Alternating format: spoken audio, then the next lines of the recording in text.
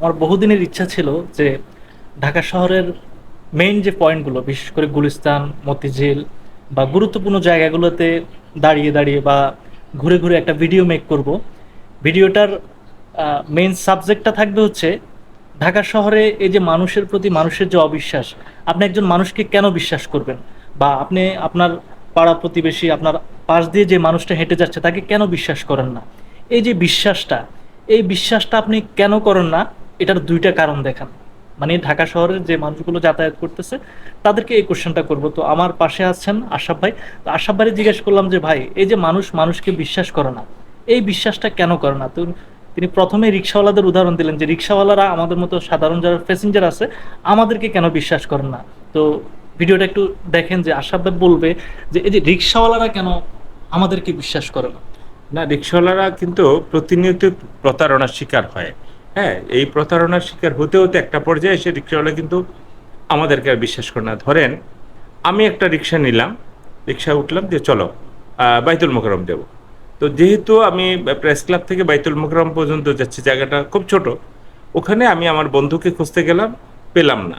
না পেয়ে কী করলাম, রিক্সাটাকে রেখে গেলাম, তার সাথে কথা বললাম, 1 মিনিট পরে ফিরে এসে বললাম চলো একটু মতিঝিলে যাই। তো চিন্তা হলো যে স্যার তো প্রেস ক্লাব থেকে এখানে আসছে, এখান থেকে মতিঝিল যাবে, তো আমি অন্য কোনো রিক্সাওয়ালা নিতাম। সে চিন্তা হলো যে অন্য জনে টাকাটা পেত, সে টাকা তো আমি পাচ্ছি। আমি মতিঝিলে তাকে নিয়ে গেলাম, সে মতিঝিলে আবার 1 মিনিট রেখে কথা টথা বলে, অর্থাৎ আমি হয়তো কোনো লোকের কাছে টাকা পাই বা টাকা দেই, যাই কিছু একটা লোককে খুঁজছি। সেখান থেকে সেই রিক্সাওয়ালাকে নিয়ে মনে করেন আমি কমলাপুর স্টেশনে গেলাম। কমলাপুর স্টেশনে যাওয়ার মধ্যে অনেকগুলা জায়গা খোলা, আমি রিক্সাওয়ালাকে রাখলাম যেহেতু এর মধ্যে দুটো জায়গায় আমি গেলাম, দুটো জায়গা থেকে কিন্তু এসে আমি তার রিক্সায় উঠেছি। কিন্তু তৃতীয় জায়গায় যেয়ে কিন্তু অনেক জায়গা খোলা, অনেকগুলা গেট, অনেকগুলা মানে বের হওয়ার পথ। আমি আর ওই রিক্সায় আসিনি, আমি অন্যদিকে চলে গেলাম, পালাই গেলাম। পালাই গেলাম। তো এখন এই লোক কিন্তু আধা ঘন্টা, 1 ঘন্টা, 2 ঘন্টা বসে থেকে যে আমার প্যাসেঞ্জার নাই, প্যাসেঞ্জার কই, নিশ্চয়ই ওই রকম কথা বলতেছে, একটু পরে চলে আসবে, কিন্তু সে কিন্তু আমাকে পেল না। এই যে একদিন আমি তার সাথে প্রতারণা করলাম, সেই কারণে কিন্তু সে আর কোনো প্যাসেঞ্জারকে মনে করবে না যে সত্যিকার অর্থে সে প্রতারক না। মানে তার এক ঘটনায় কিন্তু সবারকে সে উঠলেই মনে হবে এটাই প্রতারক। ওই দিন যে ঘটনা ঘটছে, যে সে লোকটা আমাকে ভাড়া না দিয়ে গেছে, আজকেও সে কিন্তু ভাড়া না দিয়ে যাবে। এটা হচ্ছে তাদের প্রথমটা মানসিক বিষয় হয়ে দাঁড়ায় রিক্সাওয়ালাদের। রিক্সাওয়ালাদের। যে জন্য রিক্সাওয়ালারা কোনো প্যাসেঞ্জারকে কিন্তু আর মনে করে না যে সে ভালো মানুষ, ভদ্রলোক। আমি যেটা দেখি যে ঢাকা শহরে স্যুটটাই পরা, বিশেষ করে অধিকাংশ লোকই প্রতারক, ভণ্ড। সে হয়তো বড় বড় প্রতিষ্ঠানে চাকরি করে বা বড় কর্মকর্তা, কিন্তু সে বড় প্রতারক আমার যেটা মনে হয়। এবং কি ছোট কাজেও যারা স্যুটটাই পরে, বিশেষ করে মানে লেবাসধারী, এদেরকে প্রতারণার বেশি দেখা যায়। বিশেষ করে মার্কেটিং লেভেলের যে লোকগুলা, স্যুটটাই পরা লোকের হাতে আপনি কখনো প্রতারিত হয়েছেন?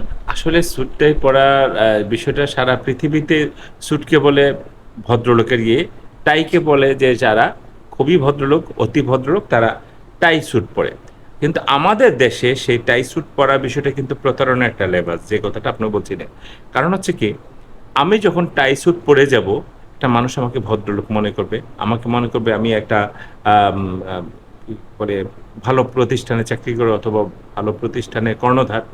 ফলে আমাকে খুব স্বাভাবিকভাবে বিশ্বাস করবে এই কারণে যে আমি এইরকম একটা দামি ড্রেস পরে বা ভালো একটা ড্রেস পরে কারোর সাথে প্রতারণা করতে পারি না। তাহলে আমি একটু উদাহরণ দেই। এখন থেকে 20 বছর আগে আমি দেখেছি এরকম একটি ঘটনা। যে ঘটনাটা হচ্ছে যে গ্রামে গেল স্যুট-টাই পরা আপনার এই গাড়ি নিয়ে, গাড়িটা কিন্তু আপনার রেন্ট এ কারের। হুম। এক গ্রামে গিয়ে 3টা লোক গেল, ওই অফিসে চাকরি করতে একটা ছেলে তার গ্রামে গেল, হুম। অফিসের পিয়নের বাড়িতে, যে তার বাবা আমাকে বলল আমি তো আপনার ছেলেকে আমার অফিসে আর রাখবো না, আমি ভাবছি ওরা মালয়েশিয়া পাঠিয়ে দেবো। তো চিন্তা হলো বাবা মা যে আমার ছেলে যদি বিনা পয়সায় মালয়েশিয়া যায়, অফিসের বস পাঠিয়ে দিচ্ছে, সে তো এখানে এতদিন পিয়ন ছিল। তারা তো দোয়া করলো এবং আশেপাশের লোকজন দেখলো যে ওই অমুকের বাড়িতে যে গরিব ছেলেটা, ওই গরিব ছেলেটারে বিদেশে পাঠিয়ে দিচ্ছে তার বস। তারা স্যুট-টাই পরা, খুব ভালো মানুষ। এবং সেখানে তাদের 2-3 হাজার টাকাও দিয়ে আসলো যে ঠিক আছে এটা রাখেন, ও তো যে আর টাকা পয়সা দিতে পারবে না, অন্তত কিছুদিন তো চলতে হবে, ধরেন একটা টাকা দিয়ে আসছে। সেই ছেলেকে নিয়ে আসলো, তার সাথে তার মা আসলো, বাবা আসলো। তারা আদম ব্যবসায়ী তারা কি করলো, এই ছেলেকে ঢাকা থেকে চট্টগ্রামের ট্রেন এই প্লেনে তুলে দিল, সেখানে তার সাথে লোক গেল। কিন্তু ওরা কিন্তু দেখলো এয়ারপোর্টে যে ছেলে বিমানে করে যাচ্ছে, সে যাচ্ছে বিমানে করে, তো বিমানে যেহেতু যাচ্ছে তাহলে বিদেশ যাচ্ছে, এটা কোন জায়গার প্লেন, এটা কি ইন্টারন্যাশনাল না ডোমেস্টিক তারা কিন্তু জানে না। ছেলে চিটাং গেছে, চিটাং যাওয়ার পরে ওখানে তাকে একটা জায়গায় একটা হোটেলে রাখা হয়েছে, সেখানে আরো 2-3 জন লোক ছিল, তার গার্ডে ছিল। প্রায় 15 দিন পরে তাকে দিয়ে একটা চিঠি লেখানো হইলো যে মা আমি ভালো আছি, আমি কাজ করছি অমুক তমুক। সেই চিঠিটা এখান থেকে মালয়েশিয়া পাঠানো হলো। মালয়েশিয়া থেকে সেই চিঠিটা বাই পোস্টে ওই ছেলেদের বাড়িতে আসলো, বললো যে 1 মাস পরে আমার বেতনের টাকাটা আমাদের স্যার তোমাকে পাঠিয়ে দিবে, আমি এত টাকা বেতন পাচ্ছি, আমি এখানে ভালো আছি। ছেলের কিছু ভিডিও টিডিও করে দেয়া হলো, একটা শহরের ভালো জায়গা আছে, সে ওই হোটেলের করিডোর থেকে হাঁটছে, খাচ্ছে, এরকম ভালো হচ্ছে। এখন বাবা মা তো দেখলো যে বাবা চিঠি আসছে থেকে, সেটা মালয়েশিয়া থেকে, কারণ যেহেতু ছেলে মালয়েশিয়া গেছে, আসলে তো সে মালয়েশিয়া যায় না, তাকে মালয়েশিয়া নেওয়া হয় না, তাকে চট্টগ্রামে একটা হোটেলে রাখা হয়েছে। এখন এই ঘটনা যখন দেখা হলো যে ছেলে 1 মাস যাওয়ার পরে তার বাড়িতে 60-70 হাজার টাকা বেতন চলে আসছে, এলাকার মানুষ তো ভেঙে পড়ছে যে বাবা ওই ঠিকানাটা দাও আমাদেরকে, তোমার ছেলে কোন জায়গা থেকে গেল, কারা নিছে, সে আদম ব্যাপারী ঠিকানা দাও। ঠিক, বাবা মা যেহেতু জানে কেউ নিয়ে আসলো, কাউকে ঠিকানা দিল, ওরা ওখান থেকে 60-70 জন লোক কালেকশন করলো ওই গ্রাম থেকে। ছেলে কিন্তু চিটাং আছে তখনও, কিন্তু তারা জানে যে ছেলে মালয়েশিয়াতে কাজ করতেছে।